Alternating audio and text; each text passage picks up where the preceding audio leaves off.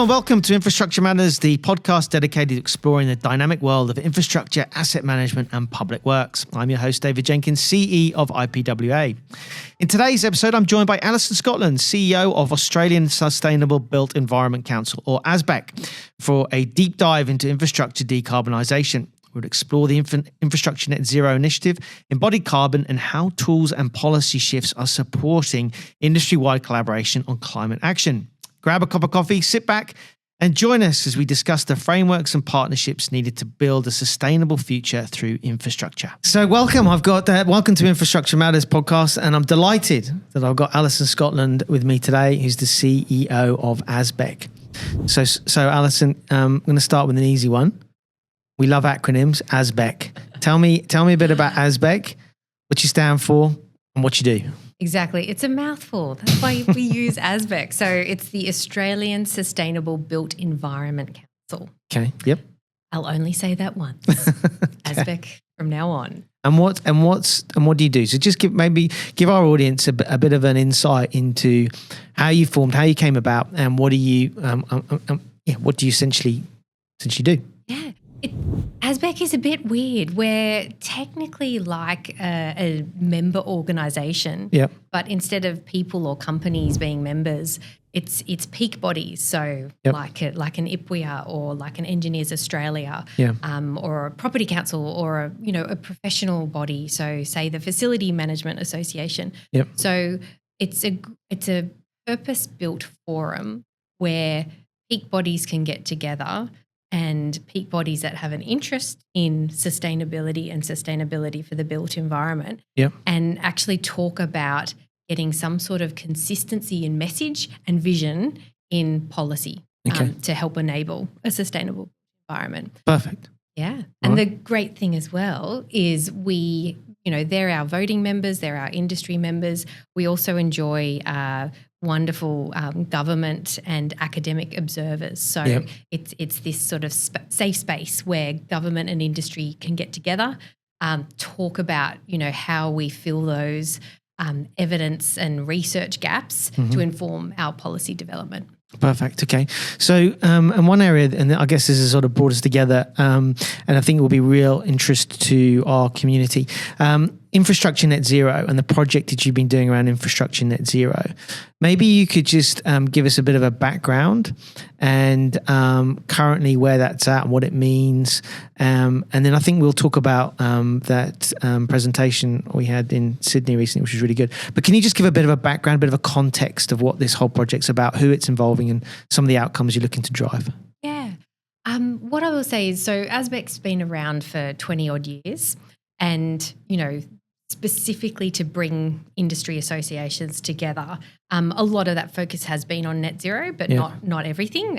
We look at anything to do with the UN Sustainable Development Goals. Yeah. But a few years ago, the infrastructure sector mm-hmm. realised that there's value in bringing industry organisations together with government yep. to co-create a policy that can help us decarbonise. Yep. So they basically said, we need an ASBEC for infrastructure. And that's where the Infrastructure Net Zero initiative was born. Yep. Pretty much this time last year was when ASBEC took over the hosting of the Infrastructure Net Zero initiative, and we have been seeing out some of their project streams that they originally created when it was first founded. So one of those streams was around coming to a commonly applied definition of what net zero infrastructure means for Australia. Yeah, what does it mean? Because it's a good point, because we talk around our sustainability net zero and go, but what is net zero? What do we mean by that? Exactly. And really what it is, there are many, many definitions of what net zero is. Yeah. And it's, if you go just to the IPCC definition, it's just, the emissions out yes. are cancelled by, the emissions saved. But what this project did within Infrastructure Net Zero was take these international frameworks, look at what Australia was using and make some sense out of it. So, from, say, an organisational corporate level. Yep. Everyone's used to the scopes reporting for greenhouse gas emission protocols. So scope 1, scope 2, scope 3, what does that mean? What do I do? But for infrastructure projects, the commonly used framework was sort of around PAS 2080. Yeah. So that is in sort of project stages. So, PAS being? PAS, so publicly available specification. Yep. It came from the UK. Yes, so that's right. It's around carbon management for buildings and infrastructure. Yep. So that is more along the project stages, and it's related to the projects. So the work of the Infrastructure Net Zero Initiative was really to talk about how the greenhouse gas protocol reporting aligns and complements with what people are doing in terms of measuring and reporting carbon or at a project or asset or network or system level for infrastructure. Yes. So just spelling it out, because it is complex and it can be confusing. So so this whole Infrastructure Net Zero project, and we're coming on to the presentation that I had with you, and there's Infrastructure New South Wales. What are the outcomes that we're trying to drive here? And I guess, where do you think our members, who are predominantly directors of infrastructure assets, public works, local government, how might this influence their world moving forward? Yeah. From an ASBEC point of view, we've done a really good job over the last couple of decades looking at how the built environment can reduce its operating emissions. Yes. So we've got a lot of frameworks, we've got a lot of research and know-how how to do it. We've just got to get it done and get the policy mechanisms and supports in place. From an infrastructure perspective, and even as our grid decarbonises and buildings become more efficient, embodied carbon, the carbon that's in the materials that we use, is going to become a greater portion of our emissions profile. So from an infrastructure perspective, asset owners need to really understand what constitutes embodied carbon. Yeah. Where does it come from? How can I influence my supply chain? How do I control this? From a built environment perspective, we enable a lot of emissions simply through the demand for materials. Yeah. So how do we influence and reward our supply chain for their own decarbonisation efforts? Yeah. And so if you think from a scope point of view, so infrastructure asset owners, their scope 3 is effectively industry and material producers' scopes 1 and 2. So we want to help them and reward them for trying to reduce their energy use or convert their energy use into, say, renewable electricity if they can, and incentivise them to reduce their emissions as well. But I mean, I guess, and I've had this feedback that it's all well and good thinking about, okay, so the materials that we use in local roads, that's, we're prepared to look at innovative, more sustainable, in inverted commas, materials, but the procurement process is so difficult. Yes. And so what's the incentive, or how are we going to is that the biggest problem? So harking back to what you mentioned, the Infrastructure New South Wales event that we were both at a week or so ago, what I love about their process is they recognise that the industry needs frameworks and systems and processes to help them make the right decisions around how they can influence carbon reductions. So, a lot of their amazing toolkit that they've released for industry, and happy to provide links with the podcast. So that toolkit there, I'm interrupting you a bit, but just to give you, so everyone's got the specifics and the understanding here. So the toolkit's what is the toolkit, and what's been released, and where do people look? Yeah, so if you just Google Infrastructure New South Wales, and their policy is the Decarbonising Infrastructure Delivery Policy. Yeah. The toolkit is almost based, how I was talking about PAS 2080 and the different stages. Yes. The toolkit is focused on those stages. Yep. So at the business case stage, what can you do to make decisions that will reduce your carbon or the carbon for the project? At the operation stage and maintenance stage, what are the decisions? What are the questions you need to ask? What are the measurements? How do you report Yes. on reducing your emissions. So it's almost a series of frameworks and guides to take decision makers through a process. Yes. And not only that, it's geared to, okay, well, as an engineer, what do I need to consider? Yes. As a constructor, what do I need to consider? Procurement, what are the mechanisms I can do? I think a lot of it kind of goes to our we love to rely on very specific procurement and technical specifications. Yes. But how do I encourage innovation? How do I reward innovation? Yes. How do I give a bit of flex in this process to help us make the right decisions to reduce carbon? So, and that's all well and good, providing sort of guidance, materials, etc. But when it comes to policy changes and actually policy that supports this, where are we up to with that? The great thing, and one of the projects that ASBEC was recently involved in, so NABERS, the National Australian Building Energy Rating System, Yeah. they're really good at process and data-informed ratings. They had this explorative piece a few years ago around embodied carbon and, can we measure and report on embodied carbon consistently?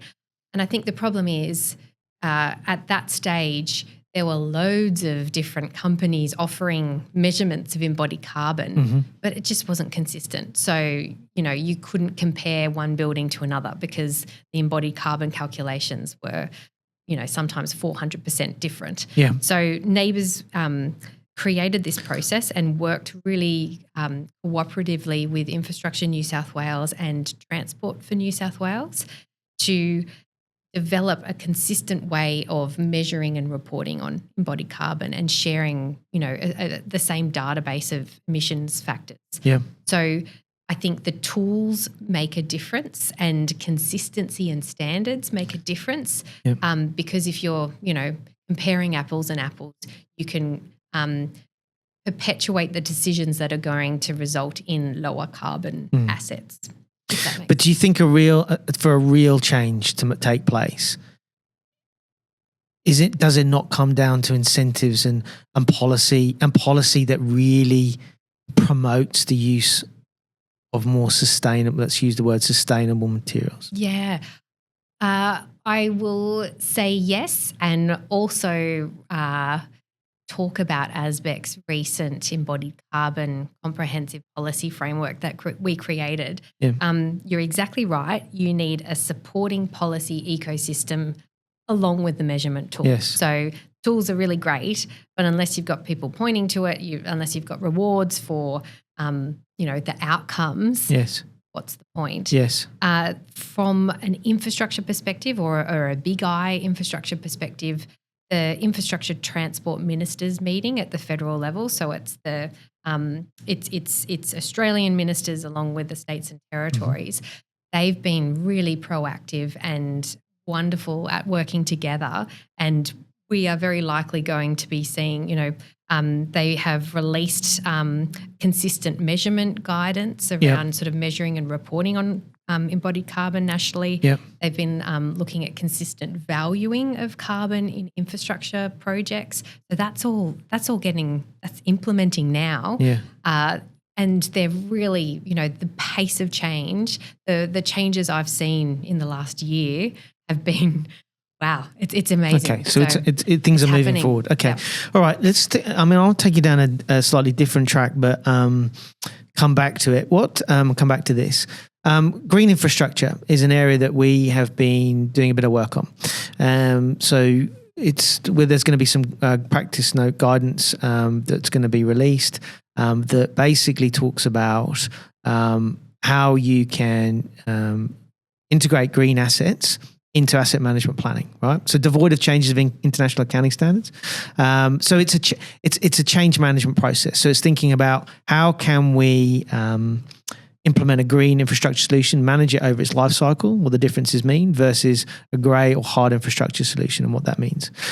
Do you have some views on green infrastructure, and is this a part of ASBEC's scope, and just some of your thoughts and ideas? Yes, and I'm glad you raised it, because in our process around looking at that embodied carbon policy ecosystem, it's very clear that you cannot just have your carbon blinkers on, and potentially a solution that might be okay for carbon, but it's got devastating consequences on the natural environment. It's a system. We're operating in a system, so you need to look at it in a systems sort of level way. So from an ASBEC point of view, we are absolutely all about the system, and green infrastructure has to be a part of those conversations. Nature has to be a part of those conversations. You can't just look at carbon in a silo and expect to be doing, the right thing for the planet and for the community. Yeah. And I'm glad you said that. So, and I don't want to put words in your mouth, but in terms of defining the system, you are talking about there is multiple components when we're looking at sustainability, right? And infrastructure net zero. It's not just about the types of materials, it's about looking at alternative solutions. And that's all well and good, and the big but is systems approaches are hard. It's difficult. There's multiple stakeholders involved. Yes. And how can you see that coming together? Because there are innate difficulties there. So where do you see that going, and how do you see that moving forward? I'll describe two processes. The first one is ASBEC. I love what ASBEC is, because what we naturally do, and it's our MO, is collaborate. And it's ensuring that no matter what part you play in the built environment value chain, you understand that you are a cog in this big machine. So what's your role? How do you help enable the right decisions? But what I'll also say is I'm more excited sort of looking forward. Late last year at a federal level, the National Urban Policy was released. Yeah, which we had a part in that as well. Yes, exactly. With Engineers Australia, Yes, and what I see with the National Urban Policy is it is designed to bring together all of those concepts to look at cities, communities, urban environments as a system, and all of the factors and interplay and everything that needs to happen to create those livable, vibrant communities that encourage innovation, that are kind to the environment. So I think if we are going to try to implement the National Urban Policy in a sound way, I think that's the opportunity. And going back to National Urban Green Infrastructure, that is where I think it fits in to the whole decarbonisation agenda. So, you can't just do one exclusively or separately to another concept. And I mean, to make a system, a significant change, you need strong leadership, right? So, and we sort of talk broadly in our context and local government, urban foresters, arborists, landscape architects have innately understood the value of nature and what it brings. But then from an engineering side, with assets, you've got to look at the performance, the risk and the cost, etc. Is it a question of bringing all the professions together, having a shared language of what we're trying to do, and then to try and get to this outcome of a more sustainable planet, and particularly in infrastructure and what we're building? Or is it far more complicated than that? That's a really tough question. When I was asking that question, that's a really difficult question. I'm going to give Alison a 10 out of 10 if she can answer that question. It's my magic one. I'm going to say, because I'm not sure I can answer that. I'm going to take the easy way and say yes and yes.